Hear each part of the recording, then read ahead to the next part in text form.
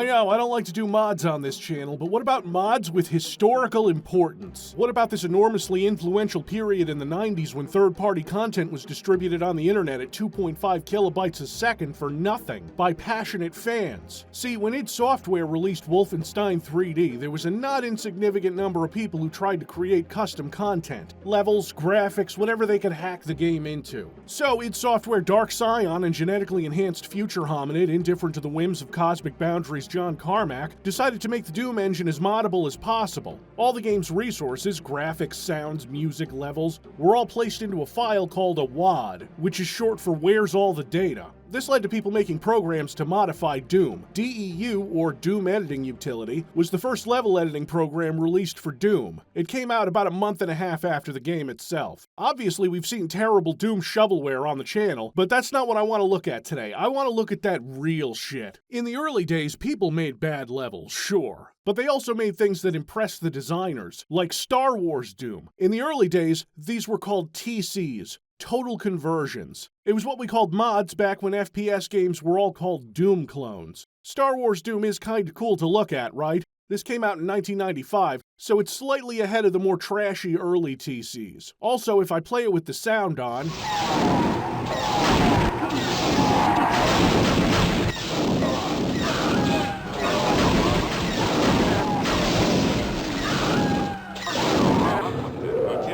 Oh yeah, a mess of clips that people recorded with shitty microphones off of VHS tapes. Bit Crush to be featured here. If you're looking for something that just changes Doom's theme without getting rid of all the levels you love so much, well, you can always pick up one of the myriad of graphics and sound replacements, like Simpsons Doom.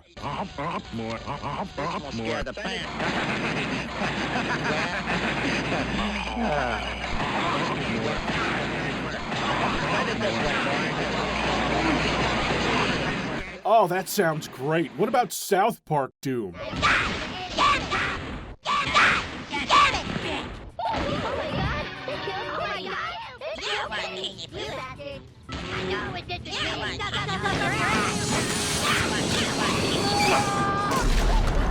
Or how about the 90s favorite punching bag?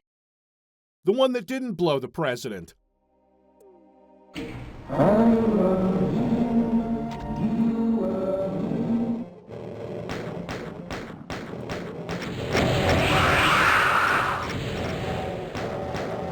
Honestly, she could have done better. Now, these terrible, awful, unplayable proto shitposts are not what I want to waste everybody's time talking about. No, now that I can actually remember playing these as a child, because they cloned the rest of my brain back and haven't taken it away.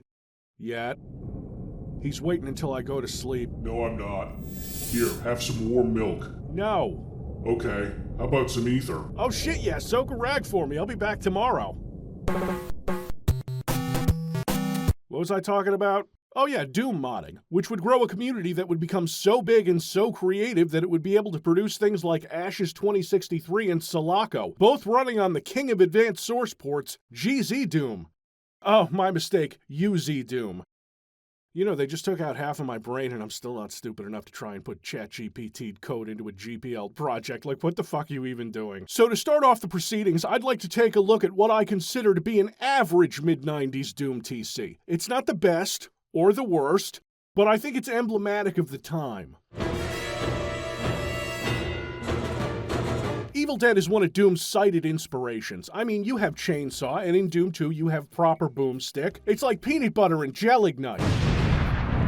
If you don't know about Evil Dead and Army of Darkness, I don't know how you found this channel or played any classic shooters before this. You must have been pretty lost during that Evil Dead Regeneration video. This is in essence a total conversion because it changes graphics, weapons, and even some of the behavior, which was not something that you could originally modify. Stuff like Star Wars Doom was all graphics and sound, smoke and mirrors, where everything underneath was still pure Doom. Before source ports, it was messy trying to edit the actual game behavior. You had to patch the executable itself and fuck your game up. This meant installing one of these DEH files created with a program called dhacked, and thank God all modern source ports just load this thing and apply it. It did simple things like changing the name of levels, or any text string you wanted, or, you know, making the shotgun shoot super fast. You're going to die!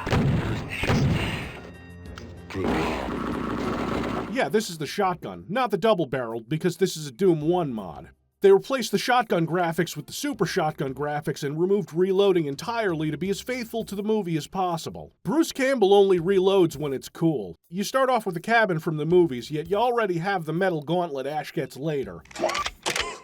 Groovy. My god, the continuity errors. I would never stand for such shoddy filming.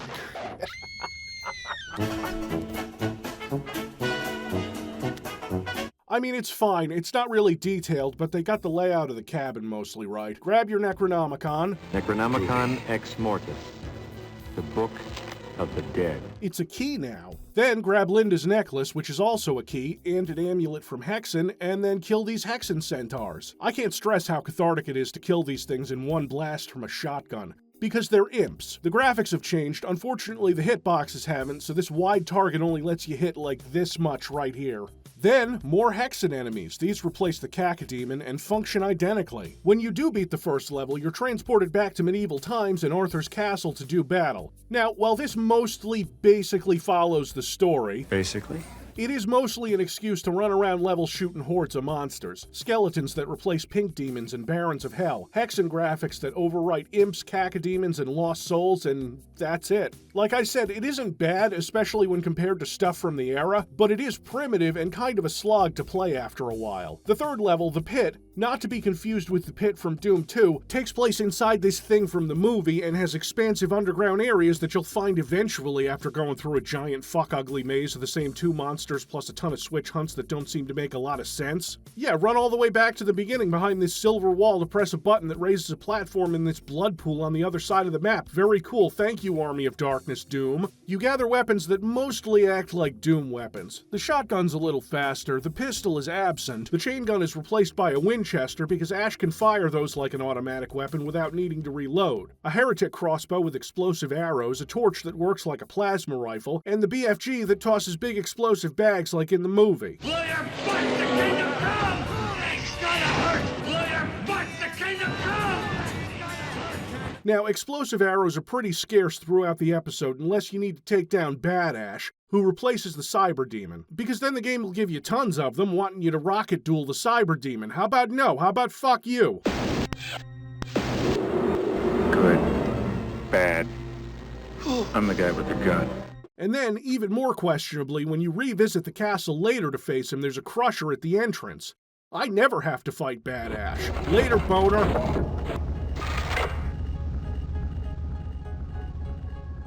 There are glimpses of the kind of high-quality stuff you'd see in other, better TCs, like this part.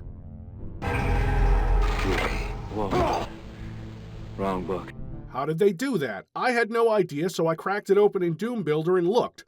That's a zombie man. It's been hacked up to toss a projectile at you, and that's the only purpose it serves. Cool. And when it's over, you either end up blasting through a truly infested S-Mort, or the secret post-apocalyptic original ending if you find that exit. It's all very user map feeling, you know, it's not quite polished, but it's a valiant effort. Next, we're moving on to something a little more high profile, another franchise that was pivotal to Doom's aesthetic.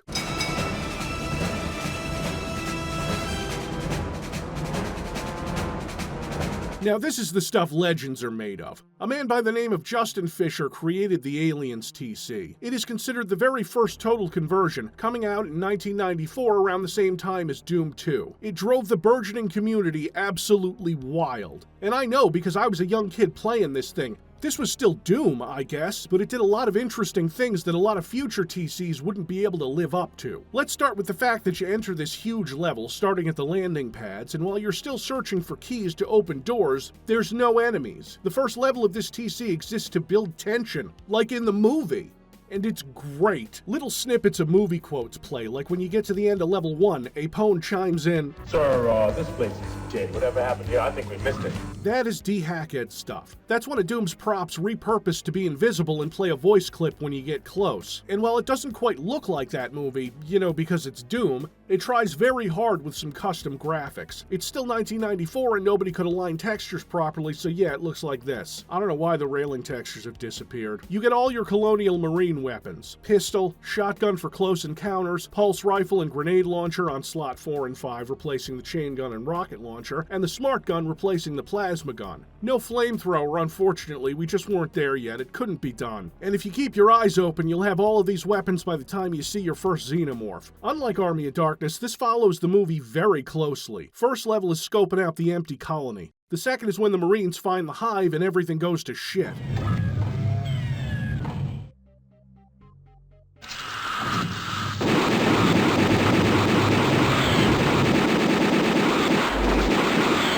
Yes, they are coming out of the goddamn walls. And you'd better shoot these eggs because they will open and a facehugger will attack you. This was before facehuggers in games were one-hit kills, so they're not that bad. They're tweaked lost souls that don't fly. Whatever, that totally works. Xenomorphs are retextured pink demons and imps, the imps tossing acid at you, and it works. It really works. While you can't see the motion tracker, monster idle sounds have been replaced by the beep from it, which is fucking genius. Nice and easy. Alert sounds include scare chords from the movie as they come out. The hive itself, while it is simple, boxy corridors, is decorated with alien gunk. Hellish, fleshy doom textures were edited to be green and slimy like the movie, and it works shockingly well. I may be playing this on ultraviolence, but it's true across all skills that you don't get a lot of ammo or health pickups compared to normal Doom. You're going to be exploring the expansive map scrounging ammo. It's such a different vibe to Doom, and it's incredible that like 1 year after the first game came out, people were already able to do this. A lot of the new graphics, especially the weapons, look great. Each level has a mission objective, and the second level has you locate the colonists, which you do, and then get ambushed. The next level, which takes place in the med labs, tasks you with sealing the entrances. Not just blasting every monster you can, but actively choosing to close off the area in order to stop the horde from entering. And I know you're wondering if the mod went as far as giving the aliens acid blood. Well, no, not typically, but every now and then you'll come across one type of Xeno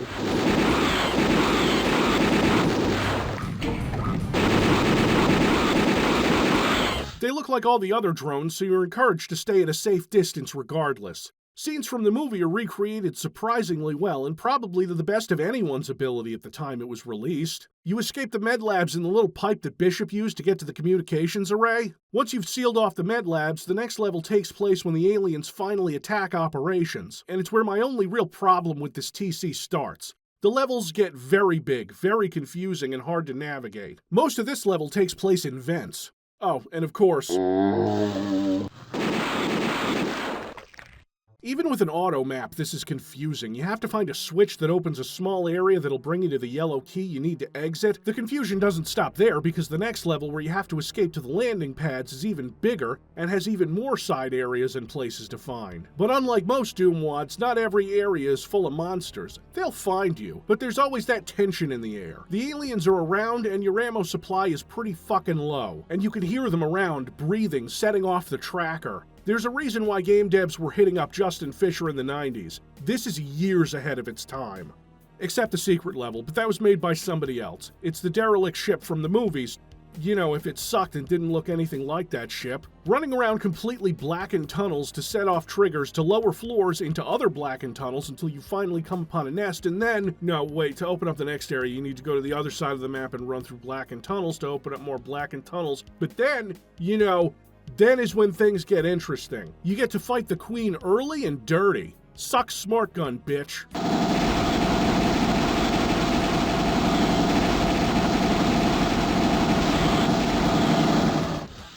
Once that's over, you're back to the movie's plot. The alien host ship level took me 9 minutes and change, so the atmosphere processor's gonna blow in about 10 minutes. Good thing Doom modders hadn't figured out how to do time limits yet. Fucking yet! You go into the hive to find Newt, who's played in this mod by a yellow skull key. You have to escape the hive. It's tense, tough, and you're barely hanging on. I think I entered this level with less ammo than Ripley did, and without a flamethrower. Everything is burning. The game wants me to walk around like a bumbling asshole to get both the red and blue keys, but this is early in Doom's life, so they didn't properly account for strafe running, so I'll grab both. And then, just as you think it's over and you escape, nope, the Queen, who in all fairness looks kinda ass. I mean, what you have to do is incredible. You know how I haven't mentioned the chainsaw? Come on!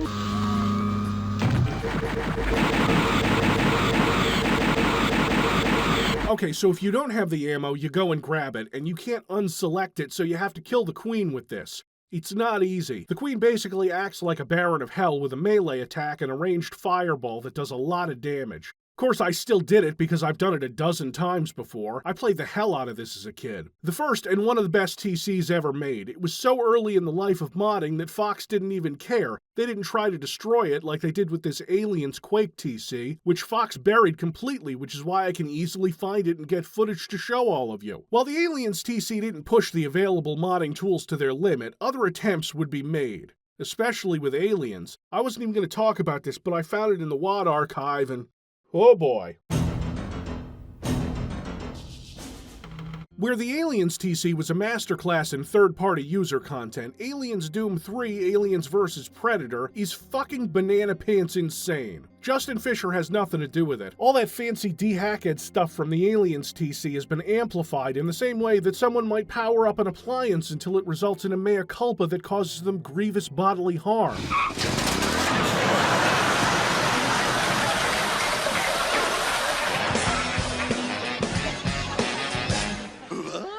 Whoa, whoa, whoa, whoa. No, I sound like fucking Jabba the Hutt when I do it. Let's start her up.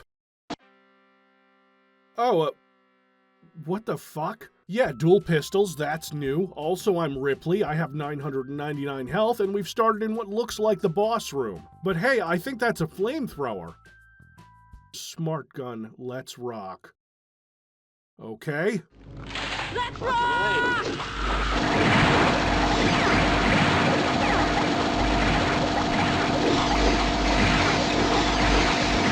Jesus, this is insane. The queen is just shitting out facehuggers. I need to find something else. What does this wall of switches do? Oh. After finding evidence of an alien presence on the orbital platform, is that what I just did? You descend to the planet's surface to investigate the research station.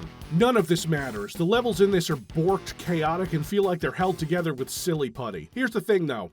Aliens Doom 3 Aliens vs. Predator is full of the most ambitious shit I can find of the era. You enter this level and drop into a massive hive with computer-controlled AI support. Friendly Marines. Well, friendly until you accidentally shoot one of them, which you will because they walk right into your shots. Then they turn on you, and I think they all have 999 health too. This is a Doom 1 mod, but here we are again with the super shotgun, which doesn't work anything like Doom 2's, instead shooting 1,000,000 pellets and consuming 6 shells per shot. It's a hex-barreled shotgun. And this time you get a flamethrower that's absurdly powerful. Not only does it shoot fire, but the fire sticks around and continues to deal splash damage. It takes roughly 10 seconds for any level in this to turn into absolute chaos. Hit a Marine companion once, they'll start shooting you, and you'd better hope they don't have a grenade launcher or a flamethrower or else you're toast. Oh, and alien acid blood? Now a factor. And we haven't even gotten to the Predators, hulking boss monsters that come in 2 varieties, uncloaked and cloaked. They're both deadly. Even with 999 health, this whole thing is a struggle. I don't even know what the fuck is going on when the Predator target follows me.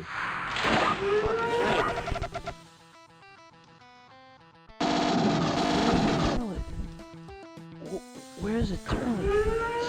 Where's the turret? Where's the turret?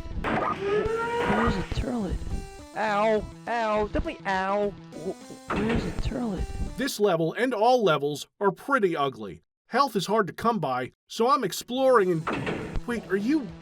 How in the hell did you make a friendly Marine NPC that acts as a medic? How? This whole thing is a giant mess, like a proof of concept for stuff they could do with dehacked while also bordering on being unplayable without cheat codes. Madness. So what if, let's say a few years later, with the modding community growing and gaining more experience, something came out that basically redefined what a Doom TC could be, that used every trick they could come up with to create something truly incredible?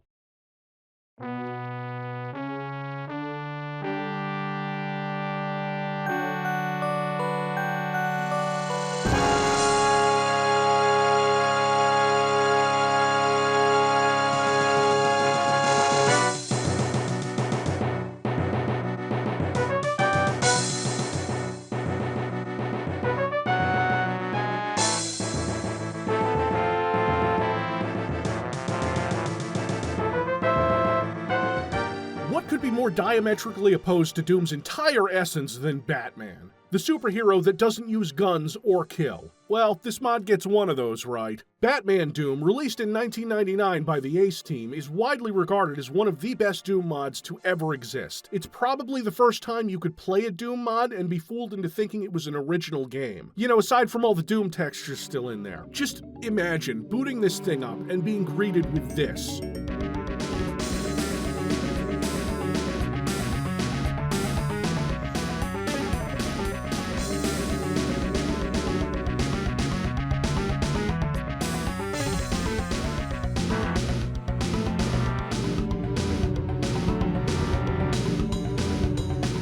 This has all the weird quirks of Doom TCs, right? Like the lines sampled from other places. Like Aliens, actually. Who's firing? God damn it!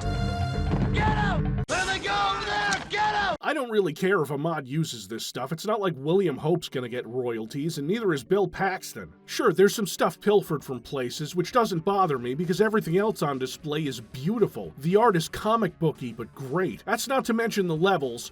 Oh god, the levels. In the first level, a subway, you run down some criminals and toss batarangs at them. Batarangs replace the pistol, and you'll usually have a lot of them. Other than that, you have your fist, which... You know, even for me, some jokes are too easy to make. Jagging it, jack, spanking it, jacking it, spanking it, smack. This subway level has a train that the game tricks you into believing has moved between two stations somehow. I don't quite understand it, but I respect it. It's smoke and mirrors, I think, because that train didn't move. This isn't Sulaco.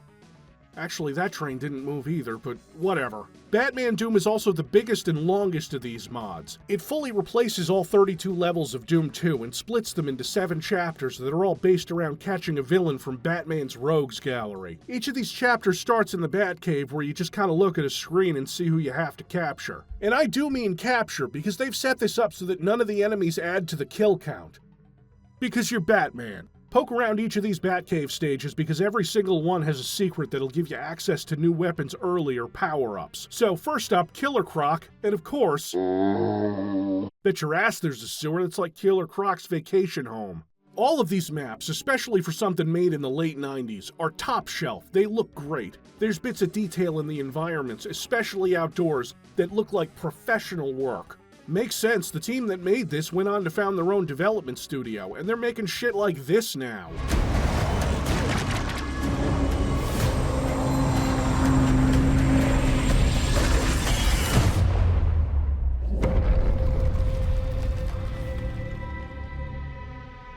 We love a success story, kids. Let's address the elephant in the room. Batman doesn't use guns. Except when he does. In this TC. Okay, they're called Azrael's gloves, and the Shuriken glove, and smoke bombs. The glove weapons use hit skins that act mostly like Doom's weapons. The Shuriken glove operates exactly like the chain gun, and the blast gun too, which is a super shotgun, basically. And Azrael's gloves fire like the shotgun, but twice.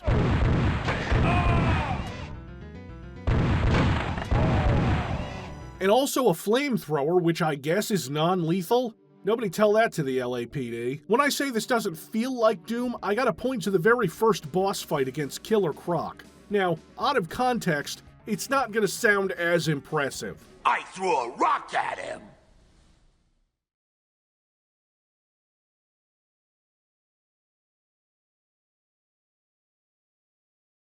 At what point in any Doom game would you expect an enemy to pick up something from the environment and toss it at you? How in the fuck is this even possible? This is before Z-Doom, there's no scripting, it's just happening like this. And this isn't even close to the most impressive thing in this TC. This whole thing is basically Doom sorcery before any of the spell books had been written. Old, powerful magics that terrify me. While a lot of the levels take place in Gotham, there's more than enough variety to keep you interested. I should know, because when I went to record footage for this, I got sucked in playing the whole thing in one go. And this isn't my first time playing this. This isn't even my 10th time playing this. Even the more boring city levels are stuffed with incredible detail that makes them visually interesting and makes you wonder how they did it. That's the question on my mind every time something unexpected happens. Like how you go into Chinatown to stop a gang war and the gangs are actually there fighting each other seemingly unprovoked. We're not talking about player-instigated infighting where you step in front of one enemy and lead their shot to another. Oh no, they're just doing it. After Killer Croc, you have to chase second stringer Tallyman, boarding a helicopter at one point, which isn't as impressive as the train, but it gets its point across. It works. I don't really understand all the killer birds, but whatever. Out of the city onto a ship where we smoke bomb Tallyman, who shoots at you with what I think is the Spider Demon's attack, but I'm not 100% sure. Somehow doing this ends the level. Next up, raiding the Penguin's casino. Sure, all of these environmental details are kind of primitive, but they're also unobtrusive and work in the context of this game. Impressive, sure, but it's got nothing on the hospital level with a timer, which I assume is done with conveyors and a voodoo doll? Wait, no, they didn't have conveyors in this. Hold on. No, it's a crusher that will kill the voodoo doll after a certain amount of time. I beat the level fast enough to avoid that, though.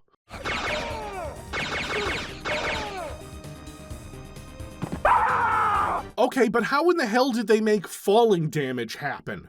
No, seriously, I see the voodoo dolls, but I don't like how? I didn't hear those penguins explode. No, can you, bitch? No python.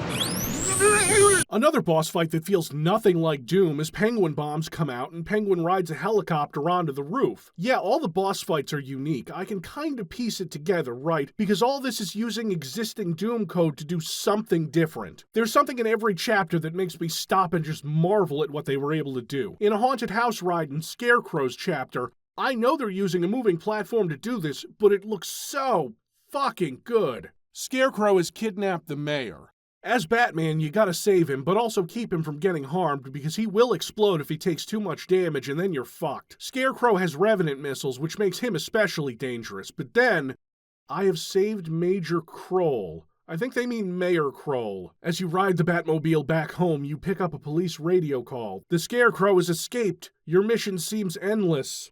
Wait, this is only level 16. Why is there a text intermission? Because the regular exit is the secret exit and you go to map 31. Scarecrow appears to taunt you, and unless you go through a whole process of luring a clown to a door, you can't find the actual secret level, which is this bugged out mess. But kids, they made a hallucinatory Scarecrow stage in a fucking Doom TC. And then another incredibly atmospheric level on the outskirts of town in a cornfield, where you can actually take care of Scarecrow once and for all. And I'm doing it with a flamethrower because, come on, it's Scarecrow, he's dressed in fucking kindling.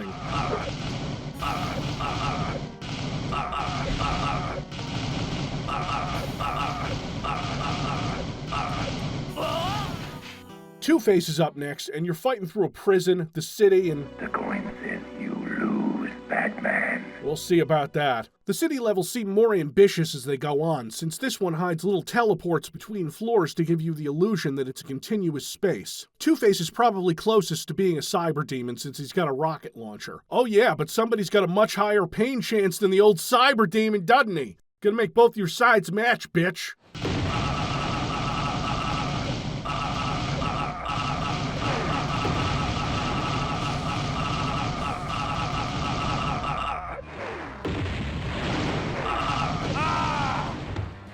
I want to talk about the intermission text because they're not nearly as boring as the one in the Scarecrow section. See, this is the 90s when Batman comics were approaching max edginess. Two-Face is finished. Your battle for Gotham is coming to an end. You feel relieved, but only for a moment. The city is still a hurricane of crime. What can one man do alone in a night of eternal evil and violence? You can only curse the bat that casts a shadow on your heart. One man against hell. Let them come.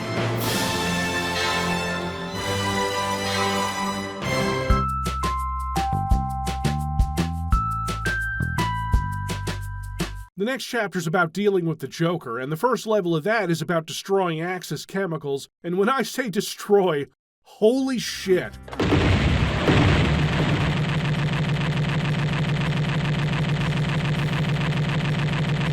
What in the blast processing is this? Fucking how? You do end up having to fight Joker twice, because after you capture him, he escapes, and, yeah, that seems to be a problem throughout all Batman stories where he doesn't ice that fucking clown. Him with his giant gun and arch-vile attack. The Joker, despite his infamy, isn't the final boss of this. Oh, right, and you have to fight him 3 times. Not that I'm complaining, because the final chapter, where Bane is the boss, includes 2 levels where you bust into Arkham Asylum and do a boss rush where you put down all these villains again. Oh, and unrelated to that stuff, Fucking how? Bane has broken into Wayne Manor and waits for you in the Batcave. In a strange mirroring of the aliens, TC, you get a new weapon that you have to use to melee him, and you can't unselect it. You pathetic fool. Did that motherfucker actually just turn, point at me, toss out a line, and then activate? Again, how? He's leaping around the arena with what I can only guess is the Lost Souls attack. I still beat him senseless. Not breaking my back today. You are nothing. As you deliver the final blow to your enemy, your body uses the last part of energy which remained. Bane brought the doors of death to your own home, but not even with the power of the venom could he beat you. You are victorious. You have defeated the last and strongest of your enemies. You have brought peace to Gotham. The crusade is over, but not forever. Soon the bat signal will shine high on the clouds of the city, and Batman will rise from the darkness once again. I would have paid money for this. It's that good. And I hope I've been able to convey the historical importance of this stuff. Doom modding has been a gift not just to that community, but to everyone in the gaming industry. How many people who work in high positions right now got their start making Doom levels? Or just mods, like your Casalis, your McGee's. It's not really like that anymore, but for a time it was. You know what? I looked through the archives and found the earliest level I could from one Dario Casali, and I thought I'd end the video taking a look at it. It's called Run Riot, and Oh no.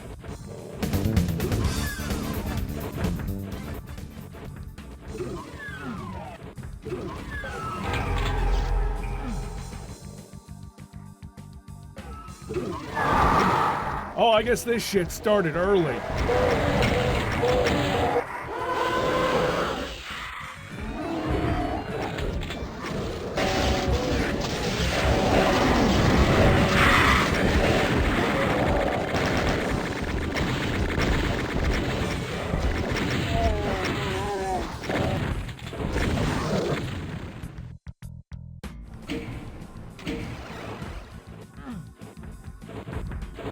Oh, you motherfucker.